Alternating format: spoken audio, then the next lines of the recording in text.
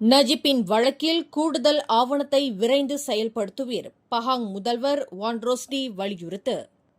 முன்னாள் பிரதமர் Datuk Seri Najib Tun ரசாக்கின் தண்டனையை குறைக்கும் ஆவணத்தை விரைந்து செயல்படுத்த வேண்டும் என பஹாங் மாநில முதல்வர் டத்தோஸ்ரீ வான் ரோஸ்டி வான் இஸ்மாயில் மீண்டும் வலியுறுத்தினார். இந்த ஆவணம் உள்ளது என்பதை நீதிமன்றம் கடந்த வாரம் உறுதிப்படுத்தியதால் மேலும் விசாரணை தேவையில்லை என்று அம்னோவின் உதவித் தலைவருமான வான் ரோஸ்டி கூறினார். இந்த நடவடிக்கை கட்சி உறுப்பினர்களுக்கு புதிய உத்வேகத்தை அளிக்கும் என அவர் தெரிவித்தார். இன்று டத்தாரான் டேவான் பண்டாரயா கோலாலம்பூரில் நடந்த புரோகிராம் லாரியான் தோ காஜா கோலாலம்பூர் எடிசி 2025 கலந்து கொண்ட அவர் இவ்வாறு கூறினார்.